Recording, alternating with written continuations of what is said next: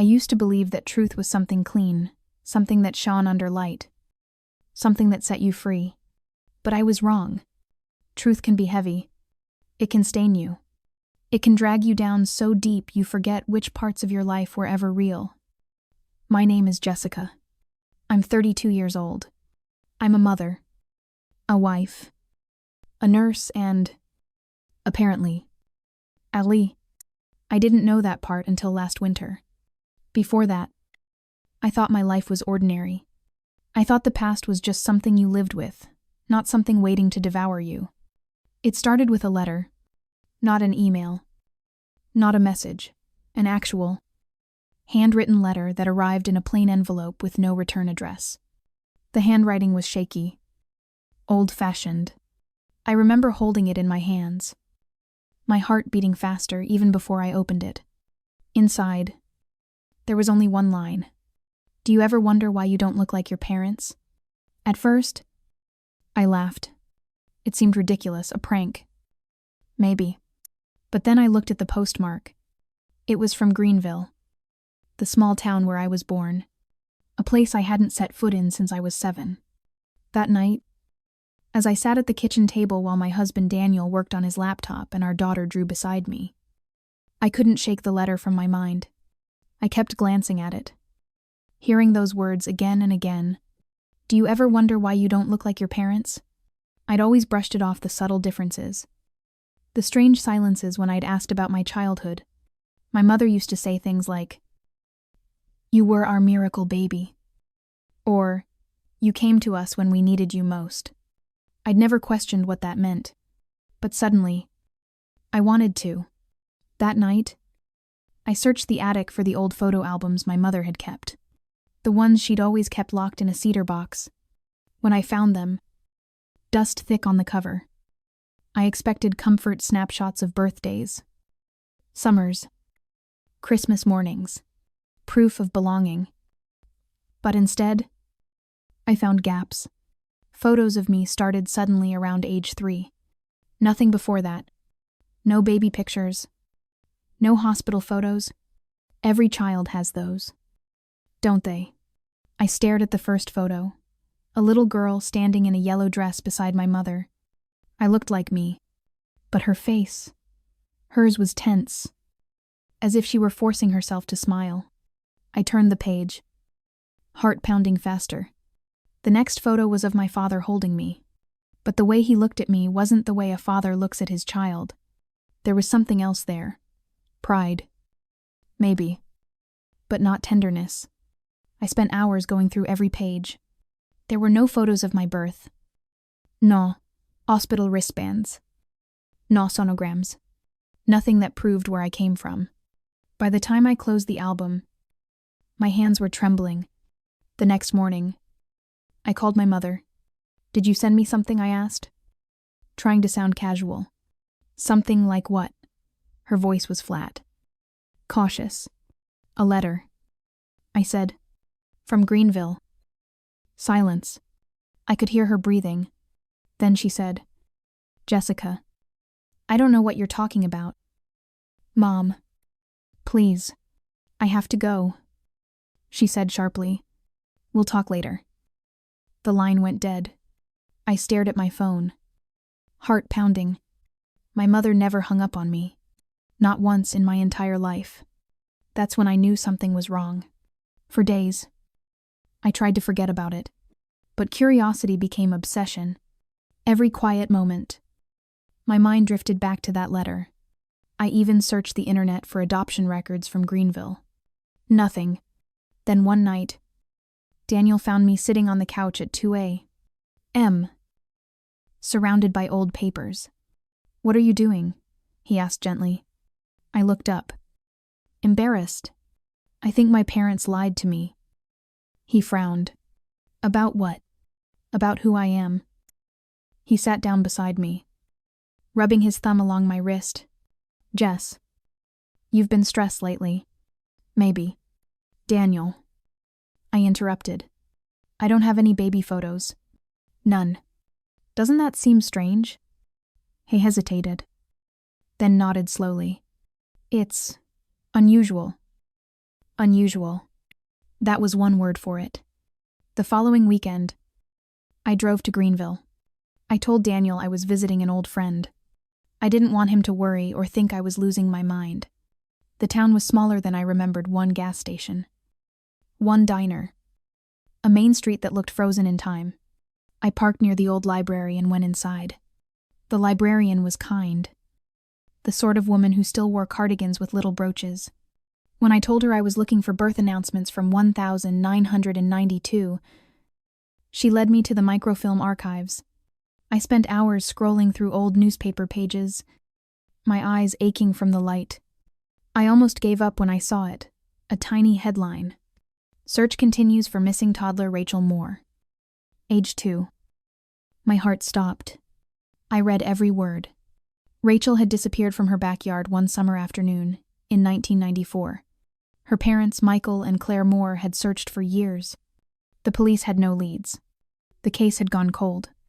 And then, there was a photo. A little girl in a yellow dress. Her eyes were mine. Her hair, the same shade of dark chestnut. The same small scar near her left eyebrow. I covered my mouth with both hands. A sound breaking from my throat. It couldn't be. I printed the article, my hands shaking so hard the paper jammed. I left the library in a daze, the world spinning around me. I sat in my car staring at that photo, my chest tight, air refusing to come. Was I her? Was I Rachel? That night, I checked into a cheap motel outside of town. I stared at the ceiling for hours, listening to the hum of the vending machine outside. My thoughts kept circling the same question. If I was Rachel, then who were my parents? And why had they lied? The next morning, I drove to the address listed in the article. The Moore family home.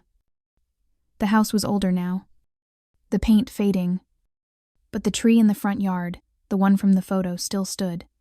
I sat in the car, gripping the steering wheel. My pulse, a drumbeat in my ears. I didn't know what I was going to do. I didn't even know what I wanted. But before I could stop myself, I opened the door and stepped out. My feet felt like lead as I walked toward the front steps. I raised my hand to knock, but the door opened first. A woman stood there. Older. Frail. Her gray hair pulled back neatly. Her eyes met mine, and I saw it happen. Recognition. Shock. Hope. And then she whispered a name I hadn't heard in my entire life. Rachel. The world tilted. My knees went weak. And in that single, trembling second, I knew. Everything I'd believed about my life, every memory, every smile, every bedtime story was built on a lie. She said my name again, Rachel, softer this time, as if afraid it might vanish if she spoke too loudly. I couldn't move. My hands felt numb, my heart pounding so hard, I thought I might faint. Her voice carried something raw, something so desperate it reached through the years between us and grabbed me by the soul. I think you have the wrong person, I whispered. It came out trembling, a lie I could barely hear myself. But the woman shook her head slowly, her eyes filling with tears. No, I'd know you anywhere. Her words landed like thunder in my chest. I wanted to turn and run, to drive away and pretend I hadn't seen that house, that woman, that impossible truth. But my body wouldn't obey. Something rooted me there. Maybe fear. Maybe curiosity. Maybe some buried instinct that recognized her before my mind could. She stepped aside and said, "Please, come in." I don't know why I did. Maybe because some part of me needed to see what waited inside. The house smelled faintly of lavender and old wood, the scent of time itself. Photographs covered the walls, smiling faces. Graduations. Weddings. And in the center of it all, on the mantel above the fireplace, was a small framed photo of the same little girl from the newspaper article. Me. Or Rachel. The woman Claire Moore. I realized watched me as I stared at it. "You look just like her," she said softly. "Like you did, the day she disappeared." My throat tightened. I'm sorry, I said quietly, but this is a mistake. My name is Jessica. I have parents. She shook her head, her lips trembling. Your parents are gone. They moved away years ago. But you were taken from this house when you were 2. Her words hit like stones, one after another. Taken from this house. When I was 2, I felt dizzy. I had to grab the edge of a chair to steady myself. I don't remember any of that. I whispered. She looked at me, tears spilling freely now. You wouldn't. You were too young. We sat down at the kitchen table. It was the same table from the photograph, though the wood was worn now, the surface etched with years of quiet grief. She poured me tea, her hands shaking so badly that the cup rattled against the saucer. I never stopped looking for you, she said. Your father died, believing he failed you. Every Christmas, every birthday, I lit a candle for you. I prayed that one day, somehow, you'd come back. I didn't know what to say. My head was spinning, my thoughts crashing over one another like waves. Mrs.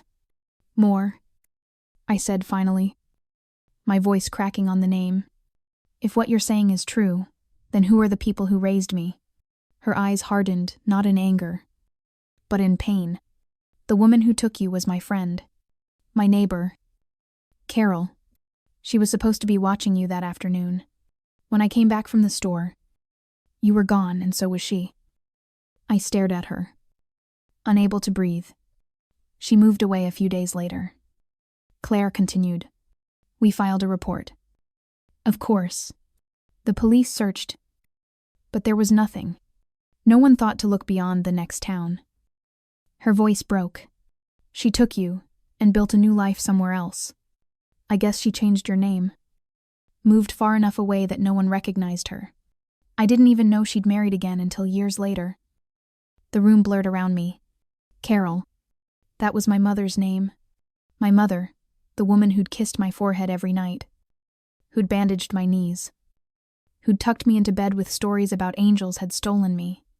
No, it couldn't be. It was impossible. But deep down, something in me cracked. Because suddenly, things that had never made sense began to. The missing baby photos. The way she'd flinched whenever people asked where I was born.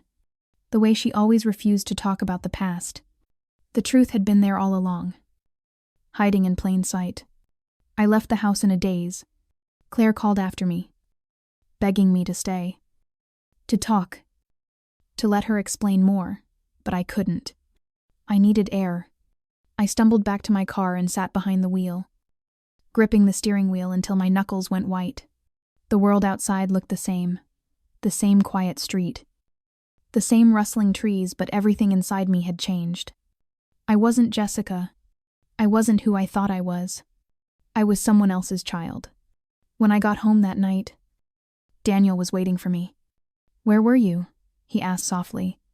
You didn't answer my calls. I couldn't speak. I just handed him the newspaper article, the one I'd printed at the library, and watched his face as he read it. He looked up slowly. Jess, what is this? I sank onto the couch. My whole body felt heavy, like my bones had turned to lead. I think it's me, I whispered. He stared at me in disbelief. That's not possible. I went to see her, I said. The woman, the mother, she knew me. Daniel. She called me by name. She had photos, details, everything. He knelt in front of me, his hands on my knees.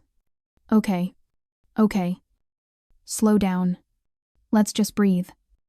All right. Maybe she's mistaken. Maybe she's confused. I shook my head. She wasn't. He searched my eyes for something, maybe logic, maybe hope, but found neither. So what do you want to do? He asked. I don't know. My voice cracked. I don't even know who I am. That night, I dreamed of 2 mothers. One calling me sweetheart, the other whispering my name, Rachel. Their voices blended. echoing in a place I couldn't see. When I woke up, tears were already on my face. For days, I avoided my parents' calls.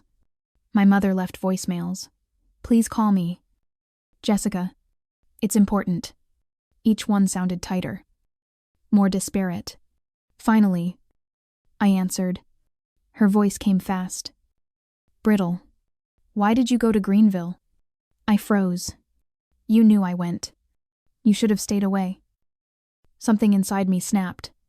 "Why? Mom, why did you take me?" Silence.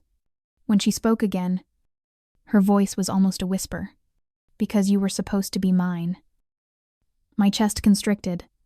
What does that even mean? "I couldn't have children," she said quietly. "I wanted one so badly it hurt.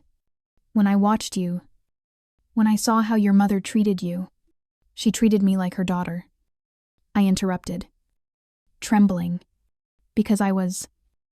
Her voice broke. "You don't understand. She didn't deserve you. She didn't love you the way I could."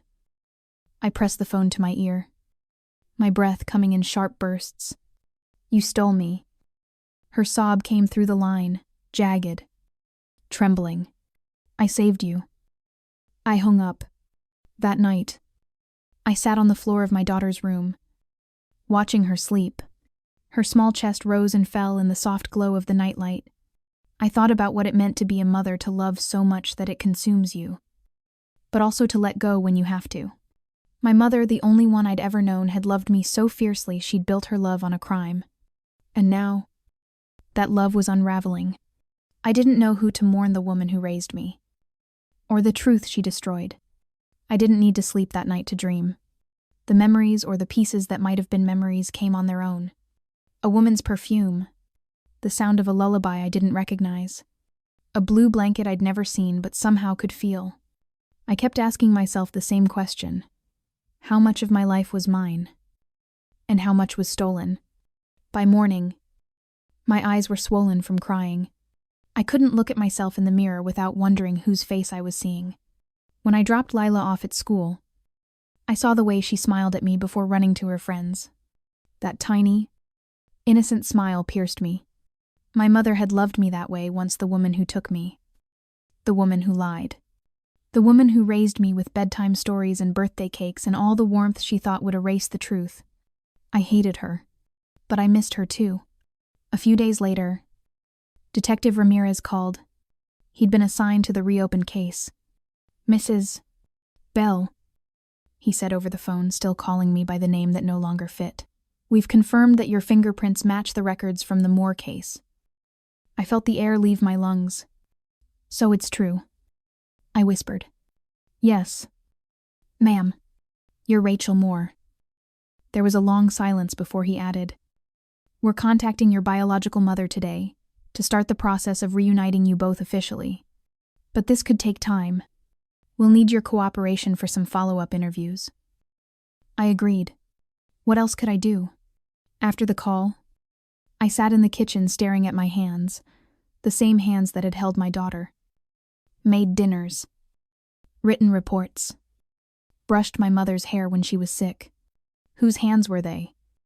Really, I didn't tell Daniel right away. He could sense it, though, the way I kept flinching when the phone rang.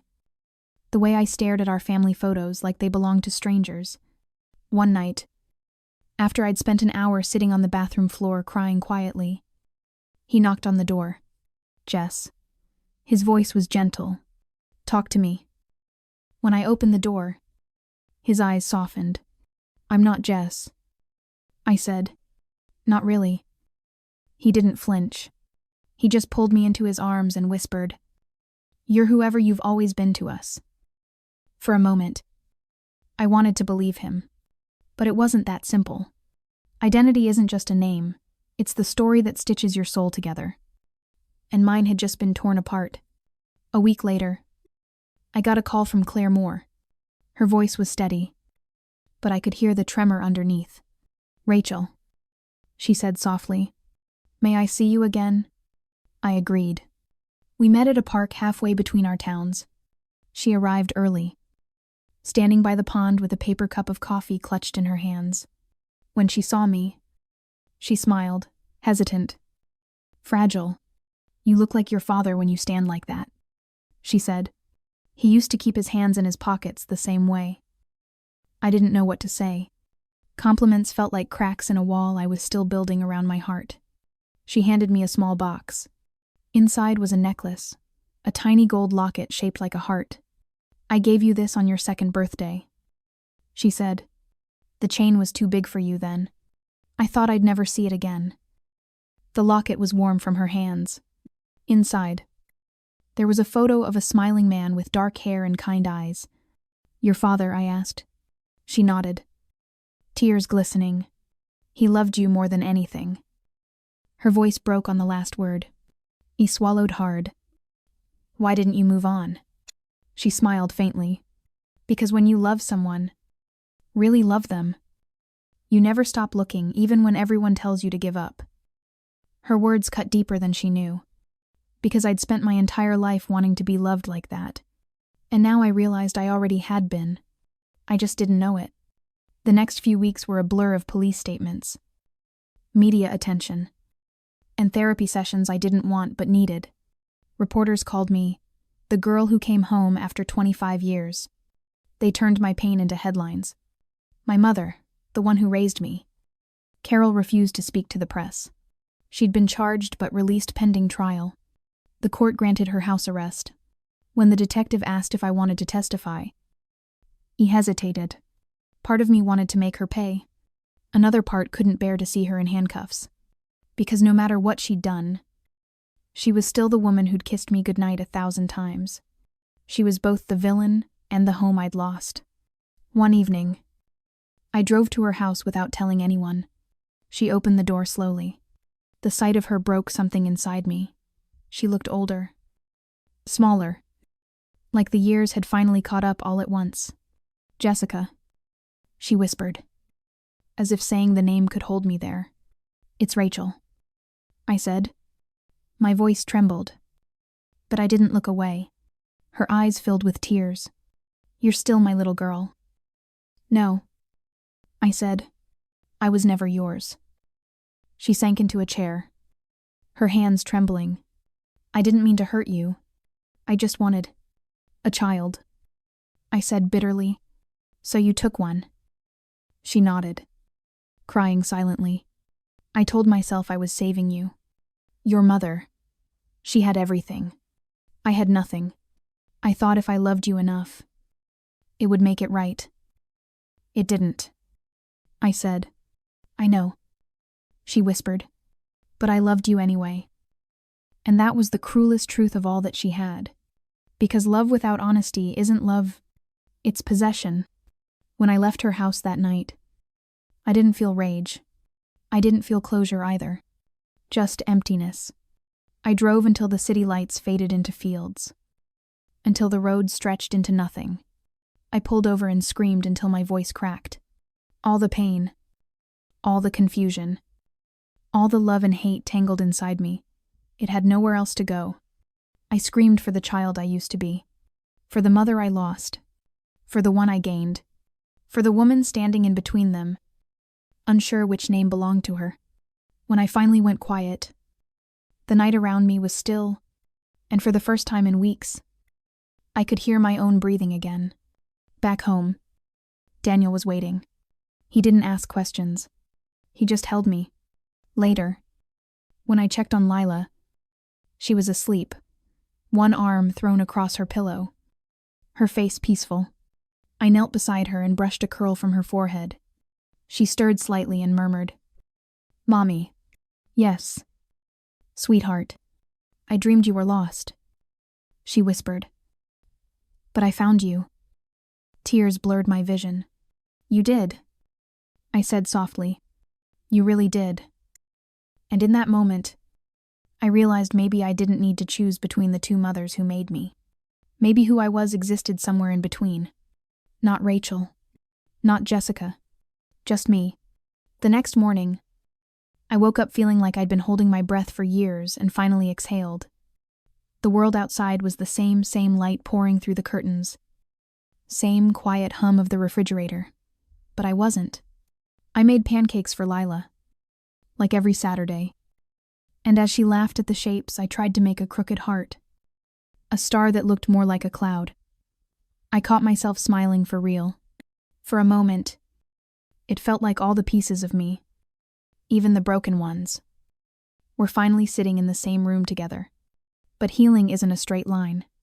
It's a slow unraveling of everything you've tried to hold too tightly. And mine was just beginning. The court hearing started 2 months later. Walking into that courtroom felt like stepping into a storm you already knew would break you.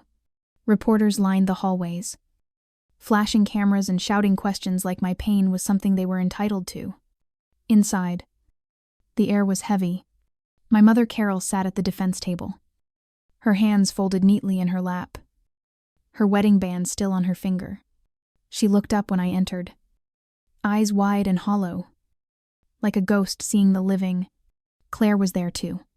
She gave me a small nod, the kind that says you don't have to be strong for me. When I took the stand, the world went quiet. The prosecutor asked me questions factual, procedural, cold. When did you first realize you might not be your parents' biological daughter? When did you confront Carol Bell? Did she admit to taking you? I answered each one, my voice trembling but clear. But the hardest question came from the defense attorney. Do you still love her? The room went silent. Even Carol lifted her head, eyes wet and searching. I swallowed hard. Yes, I said finally. But love isn't the same as forgiveness.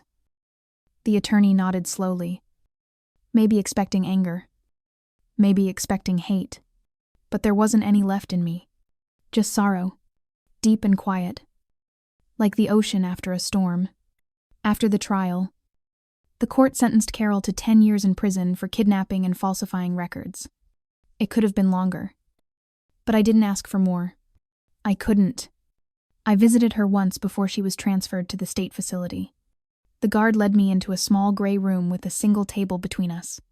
When she walked in, she looked smaller, somehow like time itself was shrinking her. Jessica, she whispered as she sat down. It's Rachel, I said softly. She nodded, tears glinting in her eyes. You look tired. So do you. For a while, neither of us spoke. The hum of the fluorescent light filled the silence. Finally, she said, I used to dream about you running away from me. Every night for years. I'd wake up and check your room just to make sure you were still there. I looked at her, trying to find the monster I thought I'd hate. But all I saw was a woman who made one terrible, irreversible choice, and then built a life around pretending it wasn't wrong. I never wanted to hurt you. She whispered. I know, I said, but you did. Her tears fell fast then, landing on her hands. If I could go back. You can't, I said quietly. Neither of us can. When the guard came to take her away, she reached across the table and touched my hand. Just once. Barely a second. Her palm was cold. Thank you for coming, she said. I nodded. Goodbye. Mom. It was the first and last time I called her that again. Afterward, I visited Claire. Her house felt different now, lighter. There were fresh flowers on the table. The windows opened to the spring air. She made tea and we sat on the porch together, the quiet stretching comfortably between us. I don't know how to do this, I admitted. How to be your daughter again. She smiled faintly. You don't have to. You just have to be yourself. I looked down at my hands, the same hands that had once belonged to one woman, and now, somehow, belong to two. What if I don't know who that is? She reached over and took my hand in hers. Then we'll find out together.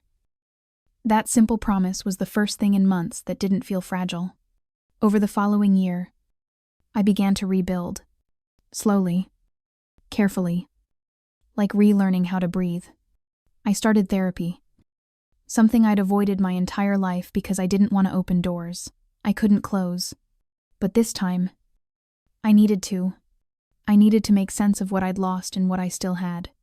There were days I woke up angry. wanting to scream.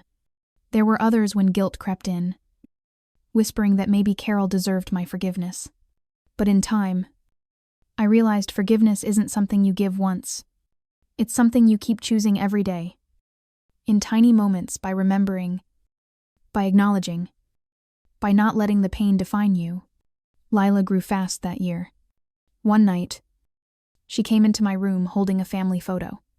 "Mommy," she said, "why don't I have two grandmas like my friends do?"